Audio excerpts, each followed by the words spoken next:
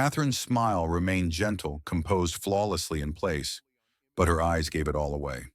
The moment Camilla entered, adorned with the glittering aquamarine ribbon tiara, Catherine knew the crown wore was not just symbolic. It was real power. In that very moment, she realized the war had reached her. Sophie stood silent, still as stone. Her body froze not by fear, but by the sharp sting of betrayal. That tiara had once symbolized her devotion, her dignity, 2 decades of unwavering loyalty. Now it rested on the head of a woman who was once an outsider, worn like a cold insult whispered in public. What was yours is now mine. Camilla didn't need to threaten anyone out loud. One choice of tiara witnessed by hundreds in the room and millions beyond the palace walls was enough to ignite the game. No longer confined to drawing rooms or formal traditions, the tiara war had begun. This was now a battle between 3 women, 3 legacies, and one throne slowly shifting hands. It's November 2023 and Buckingham Palace shines like a jewel in the heart of London. Golden light spills from towering windows, casting a warm glow over the bustling streets below. Inside the grand ballroom, a diplomatic reception unfolds in breathtaking splendor. World leaders, seasoned diplomats, and international elites mingle in a living tapestry of power and luxury. Tailored black tuxedos glide alongside shimmering ball gowns, swaying to the gentle waltz of a live orchestra. The air hums with refined laughter, the clink of champagne flutes, and the soft murmur of diplomatic secrets, weaving a symphony of aristocratic grace.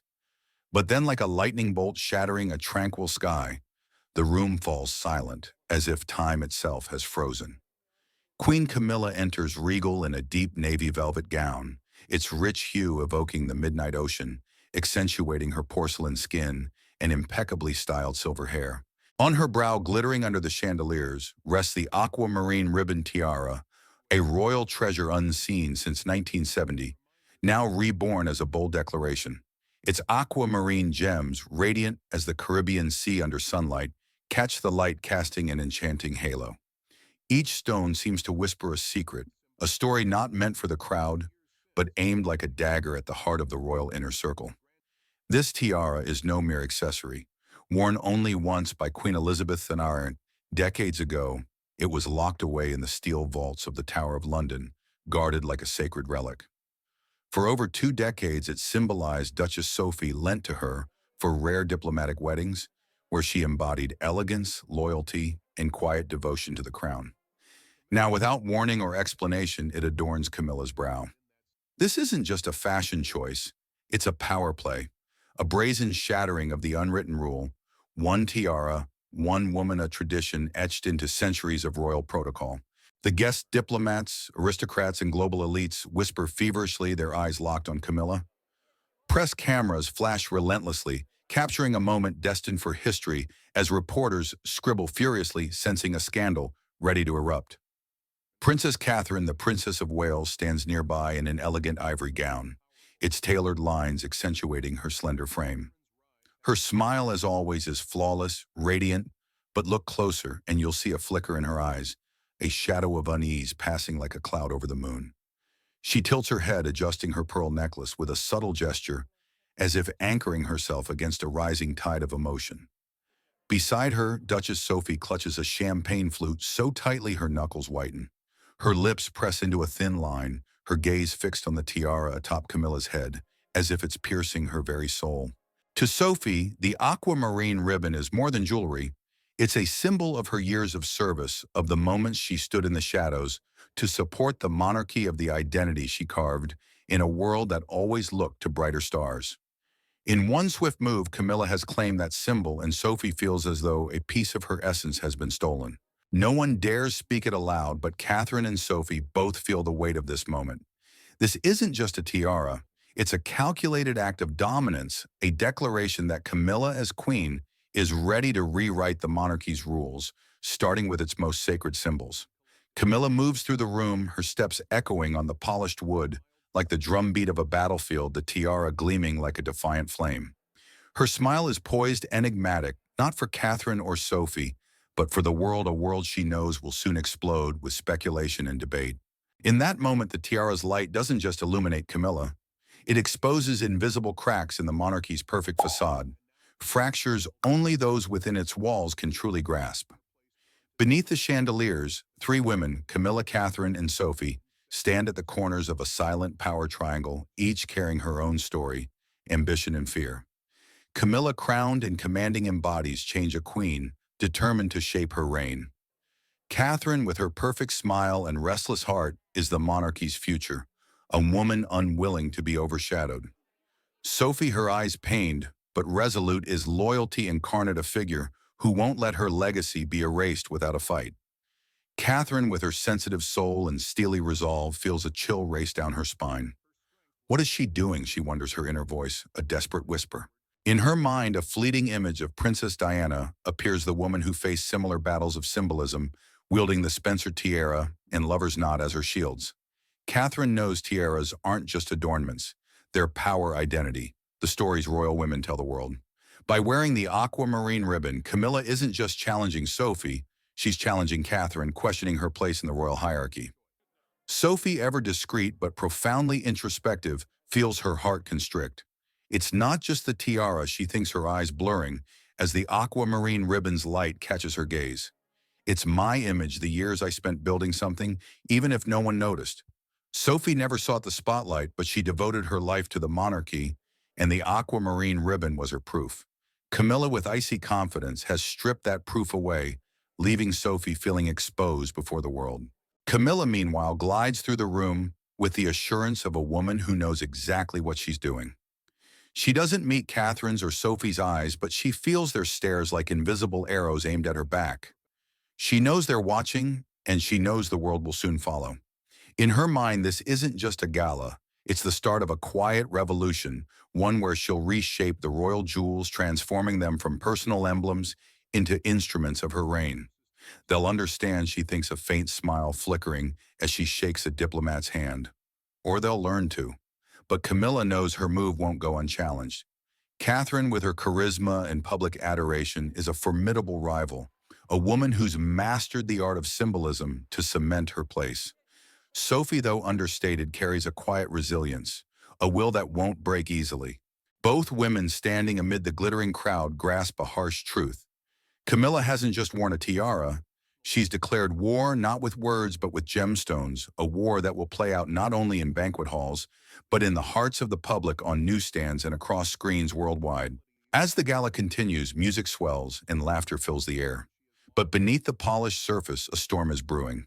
Catherine and Sophie, divided by role and temperament, share a fleeting, unspoken understanding as their eyes meet across the crowd. They're not just victims of this power play, they're players, and they'll fight in their own way. Camilla, with the aquamarine ribbon gleaming, has made her opening move. But this game is far from over. The battle of symbols has begun, and it will shape not only the futures of these three women, but the monarchy itself. On December 1st, 2023, the air in the royal palaces feels as heavy as a London sky before a storm. The aftershock of Camilla's bold move, wearing the aquamarine ribbon tiara, unannounced at the November gala, lingers like a dark cloud over Princess Catherine and Duchess Sophie. In the private rooms of Kensington Palace and Bagshot Park, these two women grapple with complex emotions, hurt uncertainty, but above all, a quiet resolve to reclaim control of their own narratives. At Kensington Palace, Catherine sits in her private study, the dim morning light filtering through the windows, highlighting the taut lines of her face. Before her sits a cold cup of tea and a stack of morning papers, each emblazoned with images of Camilla and the aquamarine ribbon tiara, their headlines dripping with drama.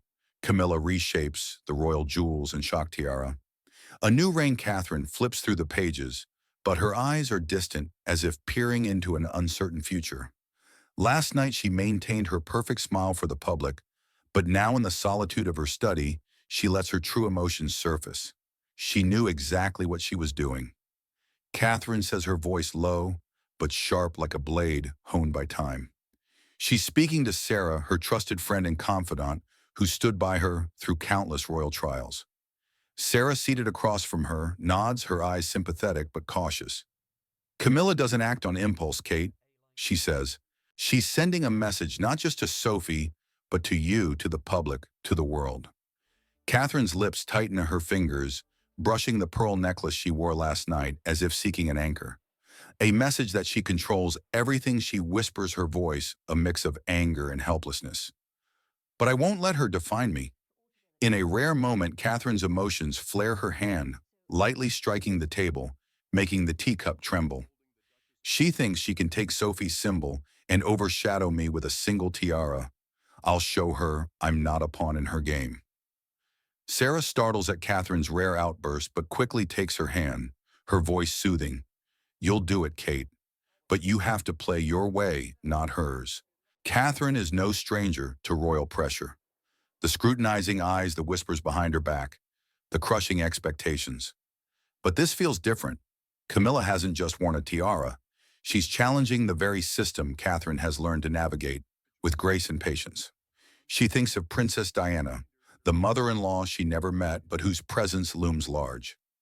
Diana turned the Spencer tiara and lover's knot into symbols of strength and individuality, despite the storm she faced. I won't let them make me a victim, Catherine vows, her fists clenching, her eyes flashing with resolve. Sarah sees the shift in Catherine's gaze. You have power, Kate, she says, her voice gentle but firm. You've built an image the public loves. Camilla may wear the tiara, but you have their hearts. Catherine nods, but inside a plan begins to form, not for confrontation, but for reclaiming her story. She knows that to face Camilla, she must use the very symbols Camilla seeks to control. I need time, she says, her voice soft but certain. But I'll find a way. Meanwhile, at Bagshot Park, Duchess Sophie sits in her cozy drawing room, the fireplace casting a warm glow on her weary features. On the oak table before her is an old photograph of herself wearing the Aquamarine Ribbon Tiara, taken at a diplomatic wedding years ago. In the image, she smiles, the tiara sparkling, a reminder of her quiet devotion to the monarchy. Now that memory is tainted by the image of Camilla wearing the same tiara, striding as if it always belonged to her. Sophie touches the photo, her fingers trembling slightly. I never thought it was mine, she says to Prince Edward, seated beside her, her voice thick as she fights back a wave of emotion. But it was part of me. She knew that. Edward, with the gentle strength that has carried them through years together, takes her hand. She can wear it, Sophie, he says, his voice warm and steady.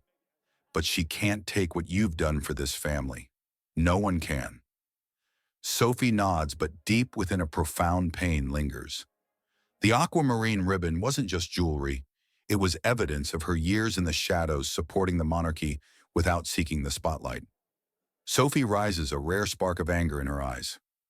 She chose my tiara to send a message, she says, her voice quivering with emotion. She wants me to feel invisible, but I won't let that happen. Edward looks at her, surprised by the fire in his wife's voice. Do it, Sophie, he says, his tone low but supportive. Show her who you are. At Clarence's house, Camilla convenes a private meeting with her closest advisors. Catherine and Sophie are trying to challenge me. She says, her voice cool but incisive, her eyes scanning a report on media reactions. They think they can use my symbols against me. We need to move faster. An advisor suggests amplifying positive press about Camilla, but she shakes her head. No, let them play, but ensure every tiara in the collection bears my mark before they can touch them. Camilla sits in her study, the desk lamp casting light on her confident features. Before her is a brief report summarizing the media and public's initial reactions to her appearance last night. A young advisor with sharp eyes reports, "The public is buzzing, Your Majesty. They're calling it a tiara coup. But they're also watching Catherine and Sophie, waiting to see what they'll do." Camilla smiles, a smile both admiring and defiant. Good, she says, her voice calm, but loaded with meaning. They should do something. A strong monarchy needs strong women. In the palaces, the air is thick with whispers and plans. Catherine, with Sarah and Prince William's support, begins plotting how to respond, not with anger, but with grace and strategy. Sophie, with Edward by her side, prepares a subtle countermove, a way to reaffirm her legacy without direct confrontation. Both women, despite their differing roles and personalities, grasp a stark truth.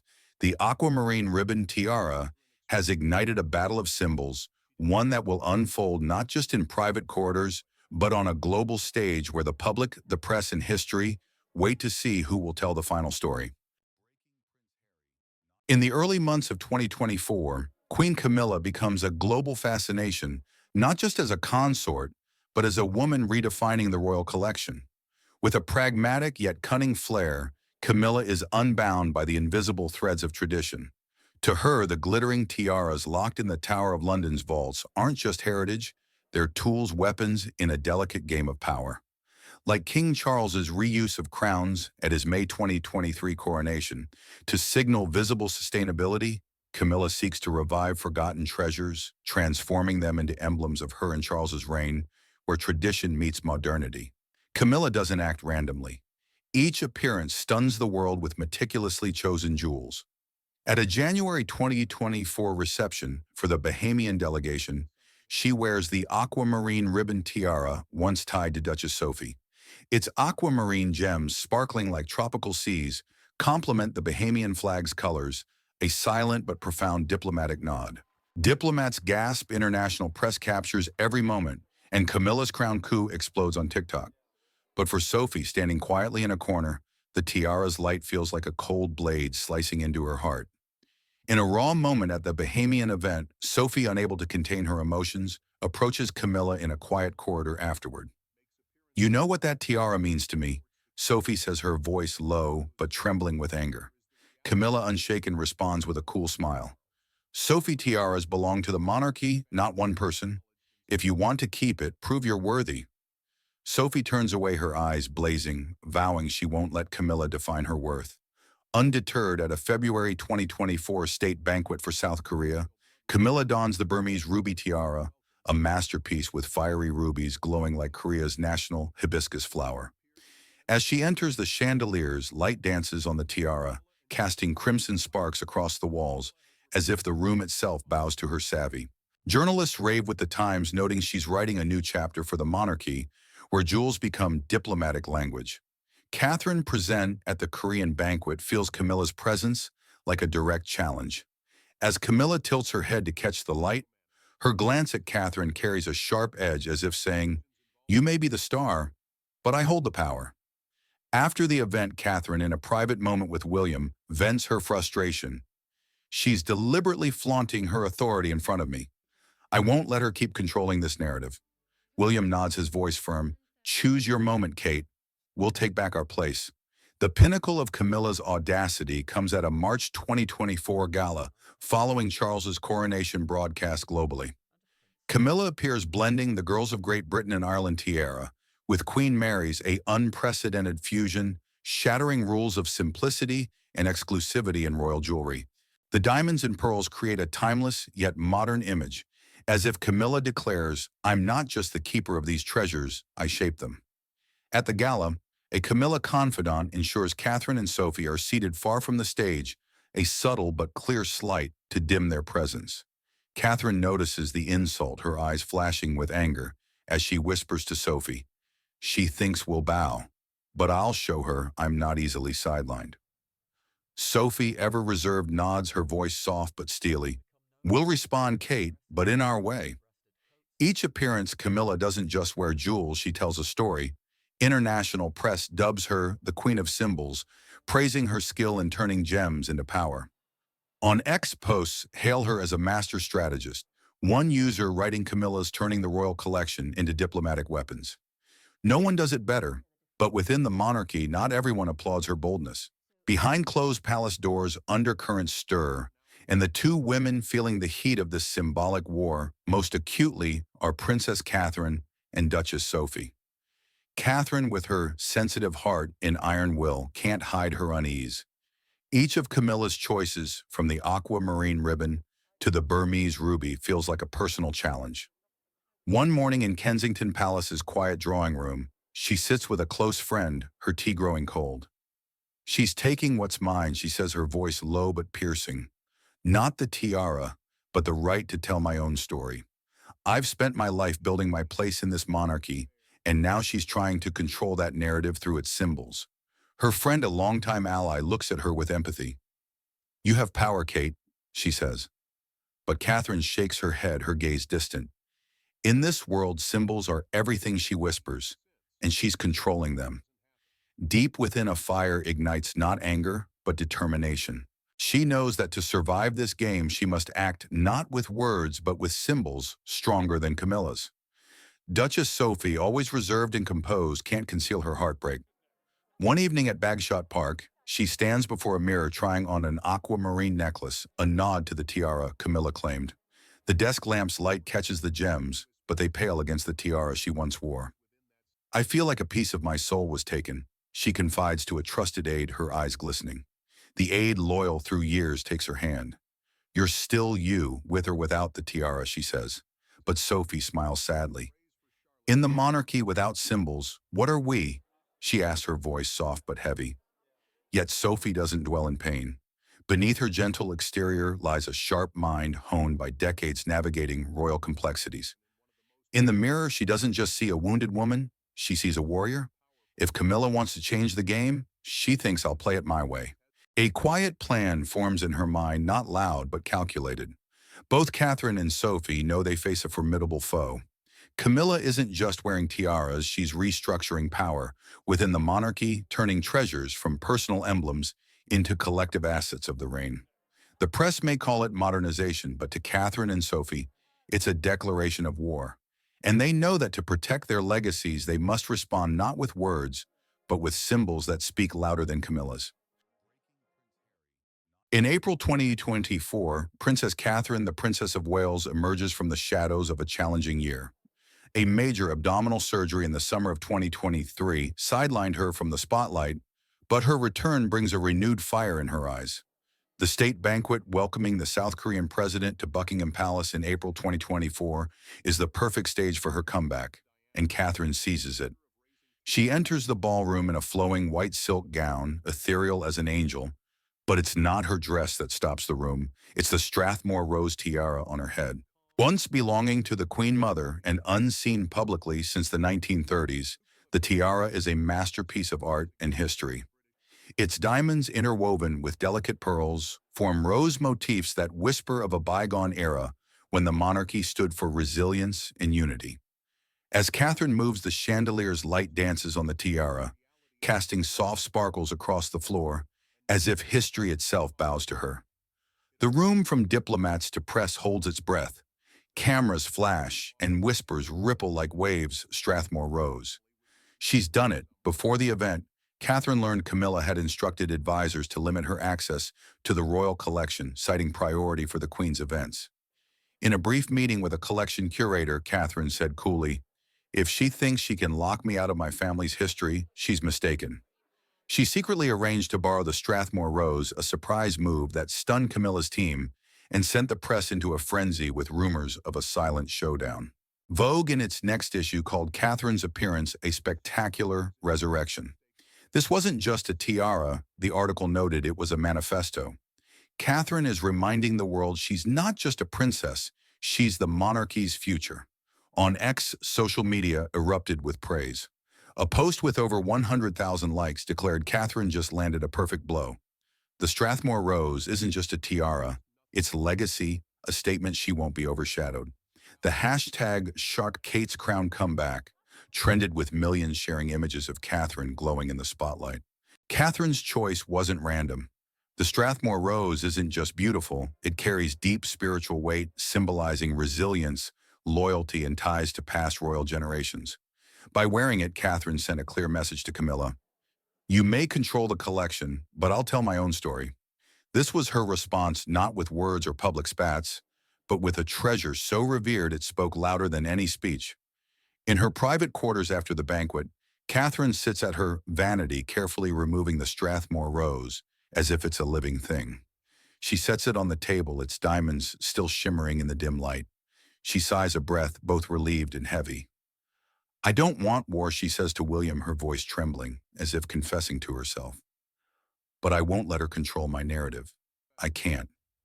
William, standing beside her, looks at her with unwavering love and support. He takes her hand, his warm fingers, squeezing gently, a silent vow. You did right, Kate, he says, his voice low but powerful. You showed the world who you are, not just a princess, but a queen in waiting. Catherine looks up, their eyes meeting, and in that moment a silent pact forms. The Waleses won't yield, not to Camilla, not to anyone. But victory comes at a cost. Deep within, Catherine feels a flicker of unease. She knows Camilla isn't easily outmaneuvered, and every move is calculated. She'll retaliate, Catherine thinks, staring at her reflection. And when she does, I have to be ready. She doesn't want a war, but she knows that in the royal world, peace is often an illusion, and symbols are the only weapons that can shape the future. At Clarence's house, Camilla reviews news coverage of the banquet on a large screen. Images of Catherine in the Strathmore Rose flash by, and a faint smile curves her lips. Clever Catherine, she murmurs, her tone a mix of admiration and defiance. But the game's just begun. Camilla knows Catherine's move wasn't just a response, it was a silent declaration of war, and she's ready to meet it. To many, Duchess Sophie is a quiet shadow in the monarchy's vibrant tableau. Unlike the dazzling Princess Diana or radiant Princess Catherine, she embodies silent dedication, a woman who performs her role with absolute commitment, never seeking the spotlight.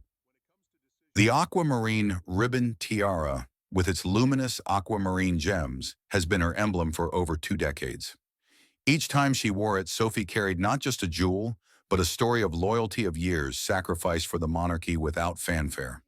Queen Camilla's decision to wear that tiara at the November 2023 diplomatic reception wasn't just personal, it was a cold assertion that Sophie no longer owned this treasure. But Sophie isn't easily broken. Beneath her gentle demeanor lies a razor-sharp mind and a will of steel forged through decades navigating royal intricacies. Camilla's theft of the aquamarine ribbon wounds her deeply, but Sophie doesn't let emotion rule. Instead of erupting or confronting publicly, she chooses a subtler path, one only those versed in royal symbolism would recognize. In May 2024, a state banquet welcoming Japan's emperor and empress to Buckingham Palace becomes Sophie's stage. Before the event, she learns Camilla instructed the royal office not to announce her choice of the lotus flower tiara, aiming to dull Sophie's impact. Undaunted, Sophie secretly contacts a trusted collection archivist to ensure the tiara is ready. As she enters the ballroom, Camilla, standing at the center, freezes momentarily, a flash of irritation in her eyes, as she realizes Sophie has outmaneuvered her plan. Sophie's choice isn't just striking for the tiara's beauty, it carries a pointed message. By wearing the lotus flower tied to Catherine, Sophie signals unity, as if declaring to the world, I stand with Catherine. We are not divided. Simultaneously, she asserts her place in this power game, a place Camilla cannot erase.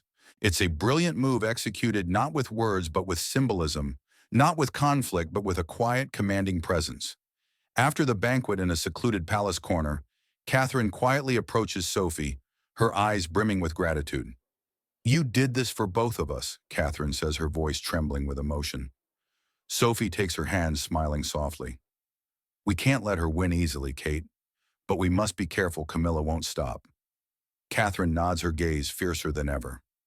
I won't let her rewrite our story. In her private quarters at Bagshot Park post-banquet, Sophie sits at her vanity, carefully removing the lotus flower tiara. The desk lamp's light catches its diamonds, casting tiny sparkles on the walls. She smiles faintly, but her eyes are resolute, like a warrior fresh from a bloodless battle. This is how I fight, she says to Prince Edward, standing nearby, his eyes full of pride. Not loudly but clearly. Edward, her steadfast partner, nods. You made them look twice, Sophie, he says, his voice warm with respect. The world's talking about you. On social media, Sophie's image in the lotus flower tiara spreads like wildfire. TikTok explodes with analysis videos from royal fans to fashion commentators. One titled Sophie's Silent Strike. The lotus flower power move garners over 2 million views in hours. The narrator, with dramatic flair, zooms in on Sophie's entrance with text overlay. This isn't just a tiara, it's a declaration of war. On X. Sophie's Lotus Moment. Trends with a post reading, Sophie just proves she's no shadow. She's a force. But behind the glamour, Sophie carries a heavy burden. Wearing the lotus flower wasn't just symbolic, it was a commitment to Catherine and to herself. In the days following, she receives a rare handwritten note from Catherine, a gesture uncommon in royal circles. Thank you, Sophie, it reads, the elegant script brimming with emotion. You gave me strength to keep going. Sophie reads it, her eyes misting. We must be strong together, she whispers, setting the note down, her heart swelling with resolve.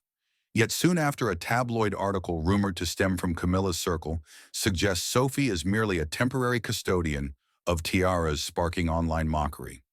Sophie, though hurt, doesn't respond publicly. Instead, she sends Catherine a brief note. They can say what they want, but we know the truth. Keep fighting, Kate. No outright seizure occurred, no formal ban from Camilla, but her fluid reshaping of the royal collection, treating treasures as collective assets rather than personal legacies, is a soft but profound restructuring. Her power lies not in decrees or public statements, but in dazzling displays that captivate the world, from diplomats to social media. Sophie, with her move, proved she's not just a player in this game. She's a formidable opponent with the finesse and patience to shift the board. But Sophie knows her move isn't the end. Camilla, with her wit and boldness, has surely noted her message. In a quiet moment at Clarence's house, Camilla reviews footage of Sophie in the lotus flower tiara on her computer. A faint smile crosses her lips, both admiring and defiant. Well played, Sophie, she murmurs, her voice low but sharp. But this game is far from over. By July 2024, the Tiara saga spills beyond Buckingham Palace's walls, igniting a global media firestorm. Princess Catherine's sudden absence from a major London gala in June 2024, where she typically shines as the Princess of Wales, pours fuel on the blaze. The public, already gripped by the tiara war drama, dives into speculation. On X, posts spread like wildfire, Catherine retreating under Camilla's pressure. Banned from tiaras, are the Waleses losing ground? One post with Catherine's April 2024 image reads, "She was the star. Where is she now?" Clearly, Catherine opted out after learning Camilla planned to wear the Lover's Knot tiara tied to her and Princess Diana at the event. In a private talk with William, Catherine reveals rare anger. "She's deliberately choosing my tiara to overshadow me publicly. I won't show up to be her backdrop." William, though concerned, backs her. "You're right, Kate. Let her expose herself. We'll pick our moment." Duchess Sophie, however, attends the June 2024 gala, but her presence only fans the flames. She wears a sparkling aquamarine necklace evoking the Aquamarine Ribbon Tiara Camilla claimed, but no tiara graces her head. To TikTokers and YouTubers, this is undeniable proof of a larger plot. Analysis videos mushroom with sensational titles like "Camilla locked the vault," "Sophie publicly humiliated," or "Catherine quits tiara." War over one video using 3D graphics to recreate the palace war draws millions of views with dramatic music, and Sophie's necklace glowing as a painful reminder of her loss. The hashtag Jasha Jewelry War dominates social media, with self-styled pundits spinning elaborate conspiracies. Some claim Camilla issued a silent ban, blocking Catherine and Sophie from the collection. Others go further, asserting Camilla is deliberately sidelining Catherine, the monarchy's future star, to cement her own power. A post on X with over 80,000 likes reads, "Sophie with a necklace but no tiara. That's no accident." Camilla's saying, "Know your place." But at the gala, a tense moment unfolds as Camilla, chatting with guests, pauses near Sophie and remarks loudly, "Aquamarine suits you, Sophie, but perhaps tiaras aren't needed anymore, are they?" Sophie, maintaining her composure, responds with an icy smile. "Tiaras may change, Your Majesty, but my worth does not." Her retort silences those nearby, and rumors of the clash fuel the hashtag Worse Sophie Strikes Back. Yet the truth, as always, is more nuanced. In early July 2024, Vanity Fair drops a bombshell article, "Camilla and the Tiara Revolution, the Queen's Soft Power," based on royal insiders. It reveals Camilla hasn't banned anyone from the collection. Instead, she's reshaping how royal jewels are used, turning them from personal emblems into diplomatic tools and symbols of a modern monarchy. This isn't about ownership, a source close to Camilla is quoted. It's about storytelling. Camilla wants the collection to serve the reign, not one person. The article dissects Camilla's strategic use of tiaras, from the aquamarine ribbon at the Bahamian event to the Burmese ruby at the Korean banquet, each choice strengthening diplomatic ties and the monarchy's image. Camilla isn't just wearing jewels, it notes she's rewriting the rulebook, and she's inviting others to join on her terms. It also highlights Sophie's lotus flower move in May 2024 as a deft play, proving she's not a victim, but a player in this game. But the article unwittingly sparks new tension, by quoting an anonymous source reportedly from Camilla's office saying Catherine and Sophie need to adapt to a modern monarchy, not cling to personal symbols. The remark infuriates Catherine. In a private Kensington meeting, she tells advisors, they call it modernization, but it's a way to sideline us. I won't let my story be rewritten by anyone. She begins working with a media team to bolster her public image, a move to regain control. At Kensington Palace, Catherine reads the Vanity Fair piece in her study, the window's light highlighting her taut features. She feels a mix of emotions, part admiration for Camilla's audacity, but a deeper sense of betrayal. She's turning us into pawns, she says to a trusted aide, her voice low but sharp. She talks of inviting us to join, but this is her game, her rules. The aide, a veteran of Catherine's challenges, nods. But you've shown you can play, Your Highness, she says. The Strathmore Rose proved that. Catherine gives a faint smile, but it doesn't reach her eyes. She thinks of Sophie, of the note she sent after the Japanese banquet, and how they've quietly allied against Camilla. We can't let her control the narrative, she whispers, her gaze fixed on the article. Deep within, a new plan forms, not for confrontation, but for survival in a game where symbols are the ultimate currency. Sophie, meanwhile, chooses silence, as she often does. At Bagshot Park, she sits in her drawing room, reading Vanity Fair with a cooling cup of tea. Her actions, wearing the lotus flower, standing with Catherine, have captured the world's attention, but Sophie doesn't seek acclaim. I don't need the world to know what I did, she tells Edward, her voice soft but firm. I just need to know I did right. Edward, ever gentle, takes her hand. You did more than that, Sophie, he says. You reminded them you can't be overlooked, but the fire in both women burns bright. In a bold move, Catherine and Sophie meet secretly at a neutral London location, away from press and Camilla's advisors. We need to join forces, Catherine says, her voice resolute. If she wants to play the symbol game, we'll play better. Sophie, with her trademark calm, nods. I don't want war, Kate, but I won't let her take what I've built.